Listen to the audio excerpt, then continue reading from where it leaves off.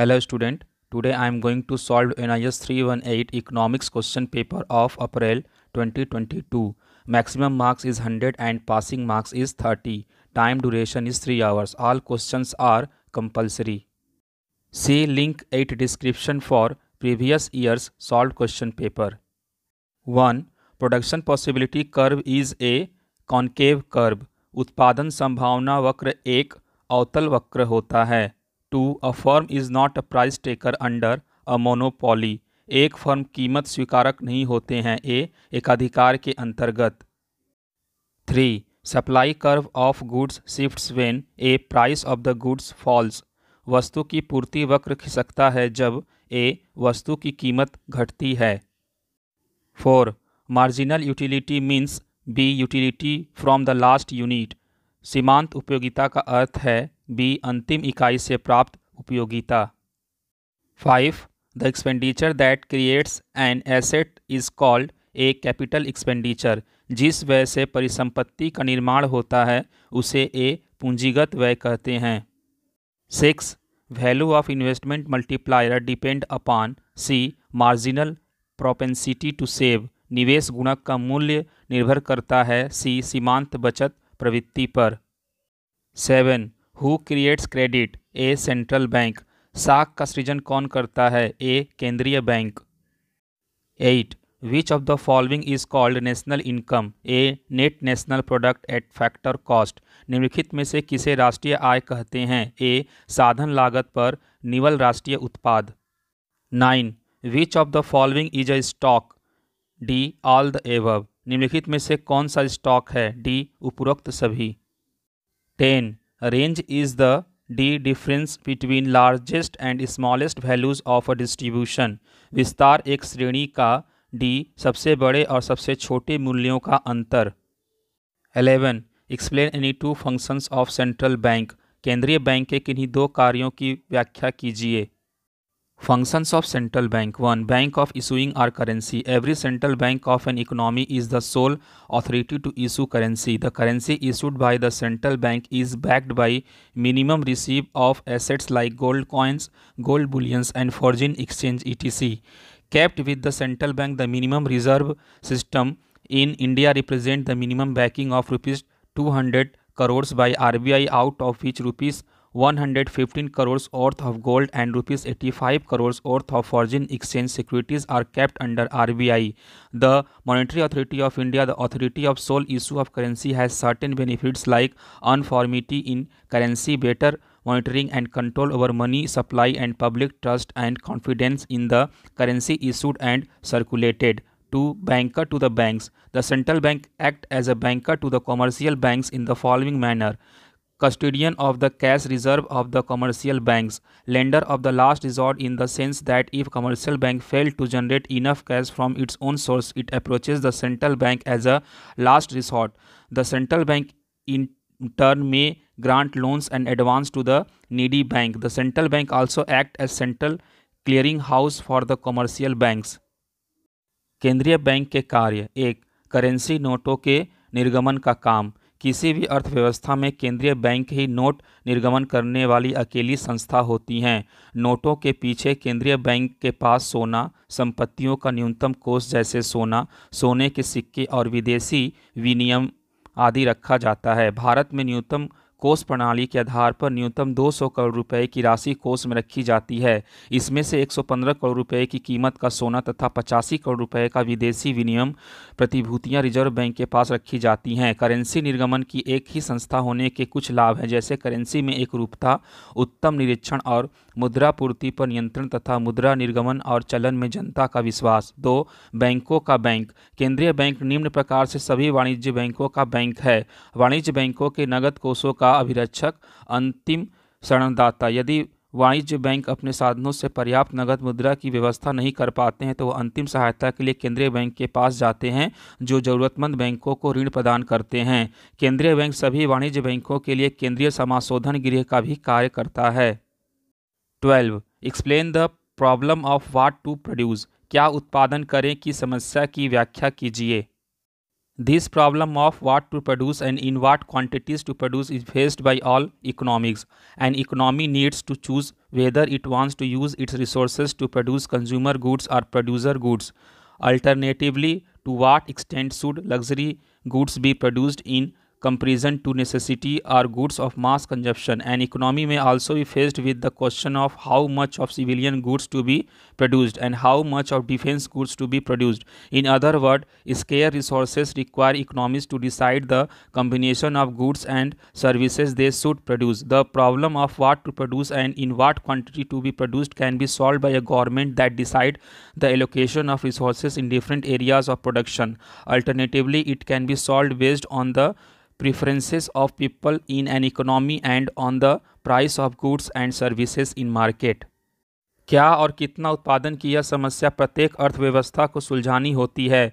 यह भी तय करना होता है कि साधनों का प्रयोग उपभोक्ता वस्तुएं बनाने के लिए करें या उत्पादक वस्तुएं या फिर वैकल्पिक रूप में विलासिता वस्तुओं का निर्माण किया जाए अथवा जनसाधारण के लिए उपयोगी वस्तुओं का किसी अर्थव्यवस्था को सैन्य सामग्री एवं नागरिक उपभोग सामग्री के उत्पादन के बीच भी चयन करना पड़ सकता है।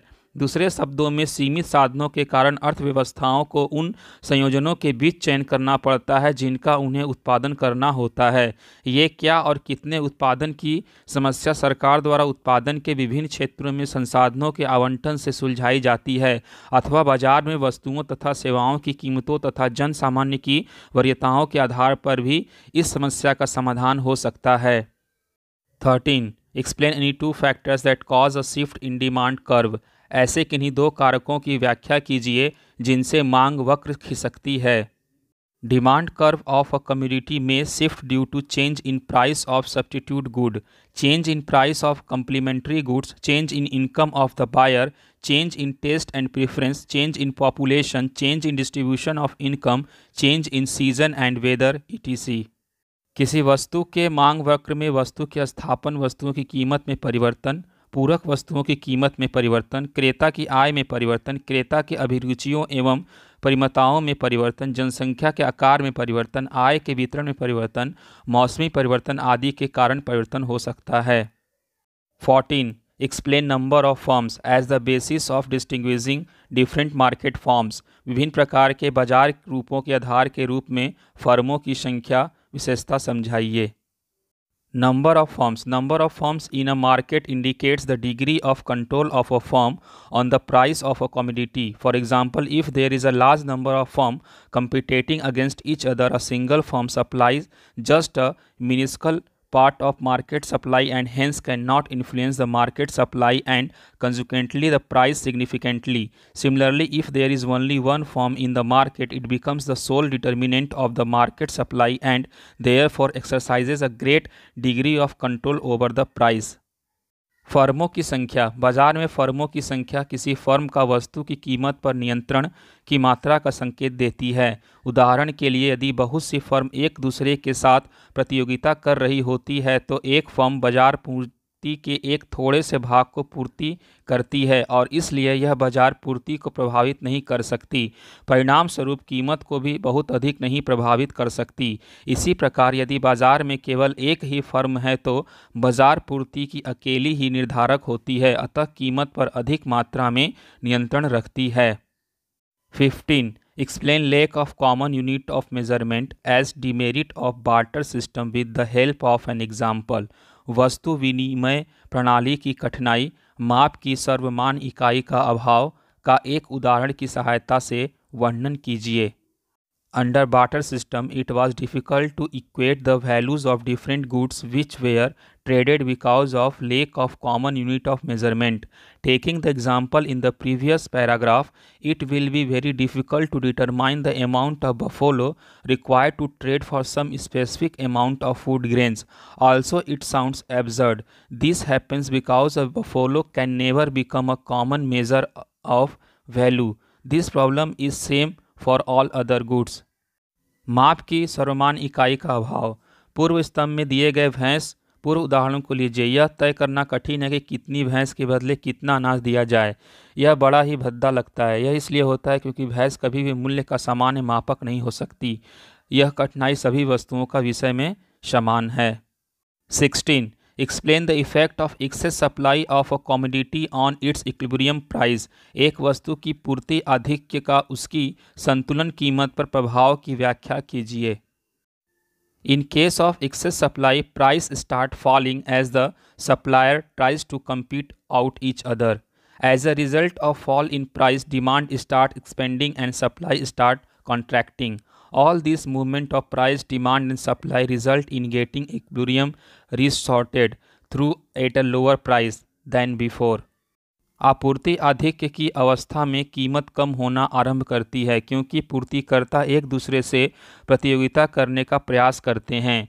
कीमत में कमी के फलस्वरूप मांग में विस्तार आरंभ हो जाता है तथा आपूर्ति संकुचित होना आरंभ कर देती है। कीमत, मांग और आपूर्ति के इन सभी परिवर्तनों के परिणाम स्वरूप कम कीमत के द्वारा संतुलन को फिर से प्राप्त कर लिया जाता है। 17. Give the meaning of average propensity to consume and marginal propensity to consume। औसत उपभोग प्रवृत्ति और सीमांत उपभोग प्रवृत्ति के अर्थ बताइए। Average propensity to consume, APC, is defined as the ratio of consumption to income. This ratio is calculated to know the proportion of income devoted for consumption purpose in the specific period of time for which data is given. So APC is calculated for each time period. Let consumption for any particular time is denoted as C. Let income of the period is denoted as Y. Then APC is equal to C by Y. Marginal propensity to consume, MPC is the ratio of change in consumption to change in income between two time period. Denote increase in as delta. We can write MPC is equal to delta C by delta Y. Since consumption depend on income, increase in income will bring about increase in consumption over time period. In this context, MPC measures the increase in the amount of consumption due to increase in the amount of income in the country. औसत उपभोग की प्रवृत्ति, APC, औसत उपभोग की प्रवृत्ति में उपभोग को आय के अनुपात के रूप में परिभाषित किया जाता है। इस अनुपात की गणना के लिए किसी विशेष समय अवधि में आय का वह अनुपात ज्ञात किया जाता है जिसका उपभोग के लिए प्रयोग किया गया, जिसके लिए आंकड़े दिए गए हैं। इसलिए APC की गणना प्रत्येक समय अवधि के लिए की जाती है। मान लो किसी समय अवधि के उपभोग को C से प्रदर्शित किया जाता है तथा आय को Y से प्रदर्शित किया जाता है, तब APC is equal to Y by C। सीमांत उपभोग की प्रवृत्ति, MPC, सीमांत उपभोग की प्रवृत्ति दो समय अवधियों के बीच आय में परिवर्तन में उपभोग के परिवर्तन के अनुपात के रूप में मापा जाता है। यदि परिवर्तन को डेल्टा से प्रदर्शित किया जाए तो हम लिख सकते हैं MPC equal to delta C by delta Y, क्योंकि उपभोग आय पर निर्भर करता है। आय में वृद्धि दो समय अवधि के मध्य उपभोग में वृद्धि लाएगी। इस संदर्भ में MPC आय की मात्रा में वृद्धि होने के कारण उपभोग में वृद्धि को मापती है। 18. State any 3 uses of index number. सूचकांकों के कोई 3 उपयोग बताइए। Uses of index numbers. 1. Index numbers are economic barometers. Index numbers measure the level of business and economic activities and are therefore helpful in gauging the economic status of the country. Index number is a special type of averages which helps to measure the economic fluctuations on price level, money market, economic cycle like inflation, deflation, etc. 2. Index number helps in formulating suitable economic policies and planning etc. Many of the economic and business policies are guided by index numbers. For example, while deciding the increase of DA of the employers have to depend primarily on the cost of living index. If salaries or wages are not increased according to the cost of living, it leads to strike, lockout etc. The index number provides some guidelines that one can use in making decisions. 3. Index number are used in studying trends and tendencies. Since index number are most widely used for measuring changes over a period of time, the time series so formed enable us to study the general trend of the phenomenon under study. सूचकांकों के उपयोग। 1. सूचकांक आर्थिक वायुमापक यंत्र होते हैं। इनसे देश की प्रगति के विभिन्न पहलुओं का यथा समय ज्ञान होता रहता है। यह एक विशेष प्रकार का औसत होता है जिससे मूल्य स्तर के आर्थिक उतार चढ़ाव, मुद्रा बाजार, आर्थिक चक्र जैसे मुद्रास्फीति एवं अपस्फीति आदि की माप में सहायता मिलती है। 2. जीवन स्तर में परिवर्तन का ज्ञान। सूचकांकों से जीवन स्तर के परिवर्तन का भी ज्ञान प्राप्त होता है। जीवन स्तर लोगों की वास्तविक आय पर निर्भर करता है। कीमत स्तर के बढ़ने पर मौद्रिक आय तो बढ़ जाती है परंतु वास्तविक आय नहीं बढ़ती। तब जीवन निर्वाह खर्च बढ़ जाने से लोगों का जीवन स्तर गिर जाता है, जबकि कीमत स्तर के गिरने से जीवन स्तर ऊपर उठ जाता है। अतः सूचकांक वास्तविक आय में परिवर्तन के बारे में जानकारी देते हैं। 3. वेतन तथा भत्ते का निर्धारण। देश में जीवन निर्वाह व्यय बढ़ा है अथवा घटा है, इसकी जानकारी जीवन निर्वाह लागत सूचकांक से मिलती है। इस जानकारी के आधार पर ही वेतन तथा भत्तों में परिवर्तन किया जाता है। 19. Explain the meaning of mixed income of self employed with the help of an example. स्वनियोजित व्यक्तियों की मिश्रित आय का अर्थ एक उदाहरण की सहायता से समझाइए। Mixed income of self-employed is the income generated by self-employed persons like doctors, lawyers, farmers, shopkeepers, etc. A self-employed person provides his labor as well as his property in his work and generally does not keep accounts in a manner so that the factor payments are clearly identified. For example, a small shopkeeper starts his business in his own house, employing his own labor and capital. Hence, the income of this small shopkeeper will be termed as mixed income of self-employed. यह स्वराज वर्ग द्वारा सृजित आय होती है, जैसे doctor, वकील, किसान, दुकानदार आदि की आय। एक स्वराज व्यक्ति अपने व्यवसाय में अपनी संपत्ति, श्रम आदि लगाता है और वह साधन आयों का पृथक हिसाब नहीं रख पाता, जिससे उसके पृथक साधन भुगतानों की स्पष्ट पहचान नहीं हो पाती। उदाहरण के लिए, एक छोटा दुकानदार अपना व्यवसाय शुरू करता है जिसमें वह अपना मकान, अपना श्रम एवं पूंजी लगाता है। अतः इस छोटे दुकानदार के द्वारा अर्जित आय स्वरोजगार की मिश्रित आय कही जाएगी। 20. Give the meaning of micro economics and macro economics. व्यष्टि अर्थशास्त्र और समष्टि अर्थशास्त्र के अर्थ बताइए। Modern economics is studies in two parts, microeconomics and macroeconomics. Micro means small, so when the study or the problem related to an individual unit are part of the economy, then the subject of study is microeconomics. Macro means large, when the study related to the whole economy are to aggregate relating to the whole economy, then the subject of study is macroeconomics. व्यष्टि का अर्थ है छोटा, सूक्ष्म। अतः जब अध्ययन अथवा समस्या एक इकाई या अर्थव्यवस्था के एक भाग से संबंधित होती है तो इस अध्ययन विषय को व्यष्टि अर्थशास्त्र कहा जाता है। समष्टि का अर्थ है बड़ा। इस प्रकार जब अध्ययन संपूर्ण अर्थव्यवस्था अथवा संपूर्ण अर्थव्यवस्था के समुच्चयों से संबंधित होता है तो इस अध्ययन विषय को समष्टि अर्थव्यवस्था कहा जाता है। See link at description for previous year solved question paper. 21. Distinguish between the following: A. Revenue receipts and capital receipts. B. Direct tax and indirect tax. निम्नलिखित में भेद कीजिए। A. राजस्व प्राप्तियां और पूंजीगत प्राप्तियां। B. प्रत्यक्ष कर और अप्रत्यक्ष कर। Revenue receipts are current income of government which neither create liabilities nor cause any reduction in the assets of the government. Example: revenue from income tax. Capital receipts are those receipts of the government which either create liability or cause any reduction in the assets of the government. Example: recovery of loans. राजस्व प्राप्तियां सरकार की चालू आय हैं जो सरकार पर न कोई भार होती है और न सरकार की पूंजी में कमी लाती है, जैसे आयकर। पूंजीगत प्राप्तियां ये सरकार की वह प्राप्तियां हैं जो या तो सरकार पर भार होती हैं या सरकारी पूंजी में कमी करती हैं, जैसे ऋणों की वसूली। Difference between direct tax and indirect tax. Basics impact. Direct tax. Direct tax are levied on individuals and firms. Indirect tax are levied on goods and services. Shift of burden. The burden of a direct tax cannot be shifted, that is impact and incidence are on the same person. The burden of indirect can be shifted, that is impact and incidence are on different person. Example: a seller can increase the price of the good after tax is imposed so that the buyer will bear the burden of the tax. Nature. They are generally progressive in nature.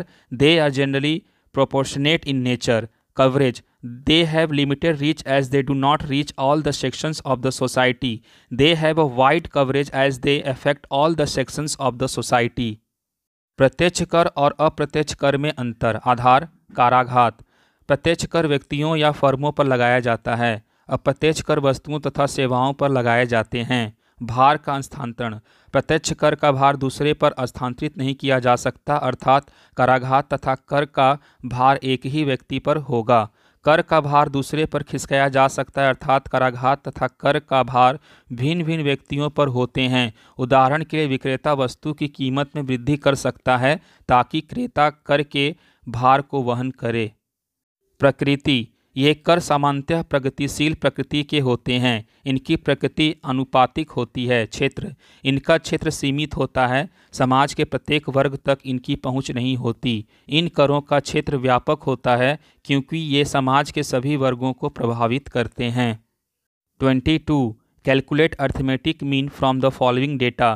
निम्नलिखित आंकड़ों से अंकगणितीय माध्य का परिकलन कीजिए। Pause the video and see the answer. Video को रोकें और उत्तर को देखें। 23. Explain the concepts of a closed economy and b investment. A बंद अर्थव्यवस्था और बी निवेश की अवधारणाएं समझाइए। An open economy is a term used for a country which has economic relations with the rest of the world. Most of the countries of the world are open economies.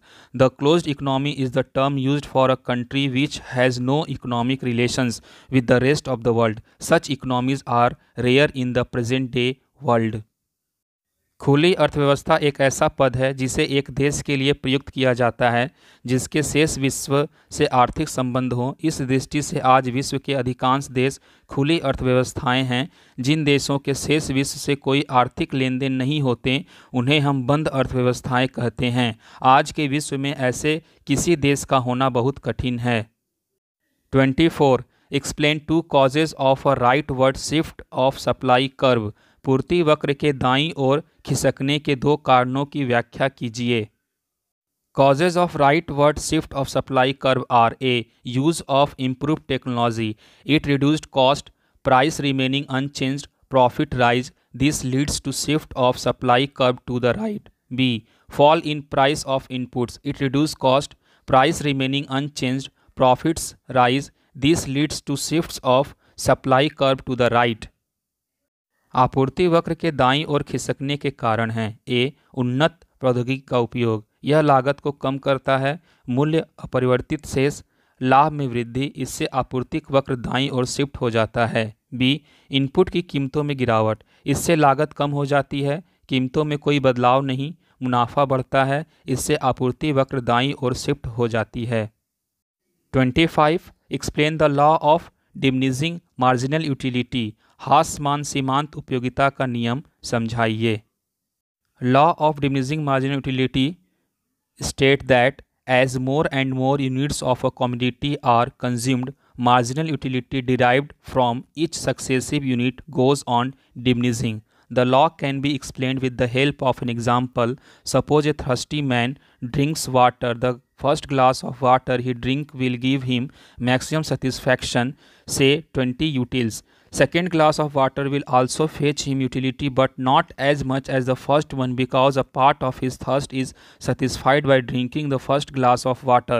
Suppose he gets 10 utils from the second glass. It is just possible that he may get 0 utility from the third glass because his thirst has now been satisfied. There will be negative utility from the fourth glass of water, and rational consumer will not consume additional glass of water when it gives this utility or negative utility. सीमांत उपयोगिता का नियम के अनुसार जैसे जैसे किसी वस्तु की अधिकाधिक इकाइयों का उपभोग किया जाता है तो प्रत्येक अगली इकाई जैसे मिलने वाली सीमांत उपयोगिता कम होती जाती है। उपयुक्त नियम को एक उदाहरण द्वारा समझाया जा सकता है। मान लीजिए एक प्यासा आदमी पानी पीता है। पहला गिलास पानी जो वह पीता है उसे अधिकतम संतुष्टि मान लें, 20 यूटिल प्रदान करता है। दूसरा गिलास पानी भी उसे उपयोगिता देगा, लेकिन उतनी नहीं जितनी पहला, क्योंकि पहला गिलास पानी पीने से उसकी कुछ प्यास बुझ जाती है। मान लीजिए दूसरे गिलास से उसे 10 यूटिल मिलते हैं। यह भी संभव है कि उसे तीसरे गिलास से 0 उपयोगिता मिले, क्योंकि अब उसकी प्यास की संतुष्टि हो चुकी है। चौथे गिलास पानी से ऋणात्मक उपयोगिता मिलेगी। कोई भी विवेकशील उपभोक्ता अतिरिक्त गिलास पानी का उपभोग नहीं करेगा जब उससे उसे डिसयूटिलिटी अथवा ऋणात्मक उपयोगिता मिले। 26. कंप्लीट द फॉलोइंग टेबल, निम्नलिखित तालिका को पूरा कीजिए। Pause the video and see the answer, video को रोकें और उत्तर को देखें। 27. Calculate net national product at factor cost, साधन लागत पर निवल राष्ट्रीय उत्पाद का परिकलन कीजिए। Pause the video and see the answer, video को रोकें और उत्तर को देखें। 28. Define price elasticity of demand at a price of ₹10 per unit. The demand of the commodity is 500 units. When its price falls by 10%, its quantity demands rise by 60 units. Calculate its price elasticity of demand. मांग की कीमत लोच की परिभाषा दीजिए। 10 रुपये प्रति इकाई कीमत पर एक वस्तु की मांग 500 इकाई है।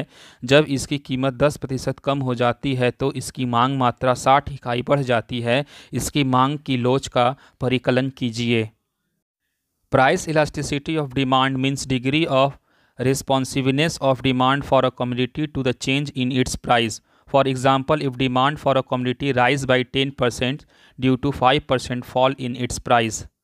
कीमत लोच का अर्थ है वस्तु की मात्रा में वस्तु की कीमत में हुए परिवर्तन की अनुक्रिया है। जैसे यदि किसी वस्तु की कीमत में 5% की गिरावट से उस वस्तु की मांग 10% बढ़ जाती है। Pause the video and see the answer, video को रोकें और उत्तर को देखें। 29. Explain physical measures to control the situation of excess demand in an economy. एक अर्थव्यवस्था में मांग आधिक्य की स्थिति को सुधारने के लिए राजकोषीय उपायों की व्याख्या कीजिए। Physical policy is the economic policy of the government that is concerned with A taxation, B public expenditure and C public borrowing. The government uses fiscal policy to control the rising price or deal with the situation of deflation in case of inflation or excess demand situation. The government can exempt the poor people from paying income tax and reduce the burden of tax on the middle class by increasing the limit of income level to be exempted from income tax. Or at the same time, government can increase the tax burden on the rich class who are capable of paying higher amount of tax. In case of tax on commodities, the government can tax the luxury item heavily while reduce the taxes on necessary and normal goods extensively used by the population. Along with taxation policy, the government must reduce public expenditure and public borrowing to control excessive demand. Reduction in public expenditure and public borrowing reduce the supply of money, thereby reducing inflation. In case of deficiency in demand, the government must increase its expenditure and borrowing to boost the economy. Public expenditure include expenditure on welfare of people, creation of infrastructure, investment to generate employment opportunity, etc. For this, government can borrow money to finance these schemes. राजकोषीय नीति सरकार की एक आर्थिक नीति है जिसका संबंध ए कर, बी सार्वजनिक व्यय और सी सार्वजनिक ऋण से है। सरकार राजकोषीय नीति का प्रयोग बढ़ती कीमतों को रोकने और अस्फीति की स्थिति से निपटने के लिए करती है। स्फीति अथवा अधिक की मांग की स्थिति में सरकार निर्धनों को कर देने से मुक्त कर सकती है और कर से मुक्त रहने वाली आय के स्तर को सीमा को बढ़ाकर मध्यम वर्ग पर कर का बोझ घटा सकती है। इसके साथ साथ सरकार धनी लोगों पर कर का बोझ बढ़ा सकती है जो ऊंची दर से कर देने में समर्थ हैं। वस्तुओं पर कर के विषय में सरकार विलासिता की वस्तुओं पर ऊंची दर से कर लगा सकती है तथा अधिकतम जनसंख्या द्वारा प्रयोग की जाने वाली सामान्य और अनिवार्य वस्तुओं पर कर घटा सकती है।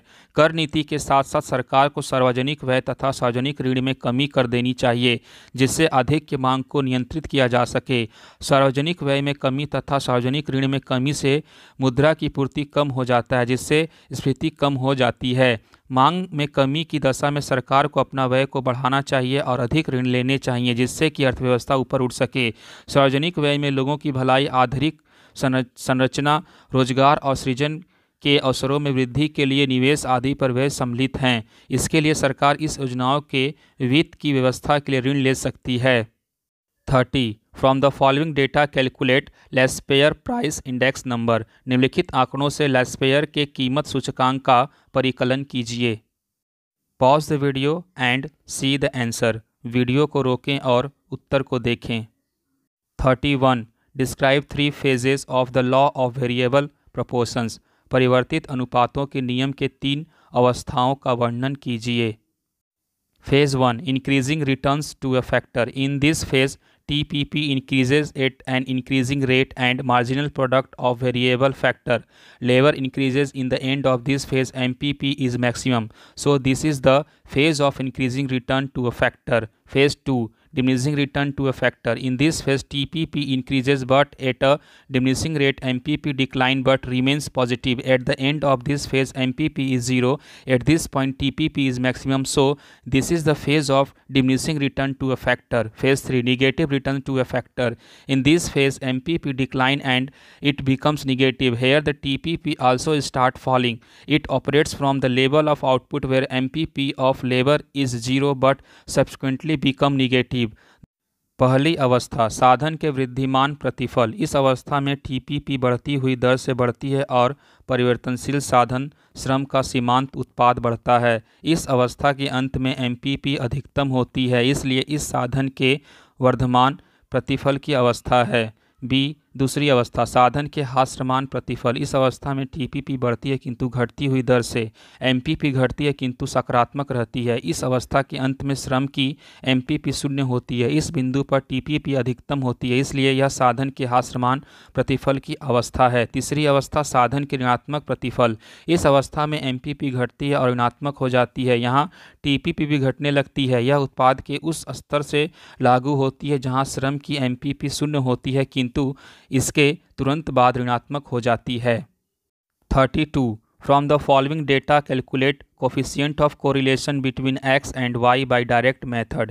निम्नलिखित आंकड़ों से प्रत्यक्ष विधि द्वारा x और y के बीच सहसंबंध गुणांक का परिकलन कीजिए।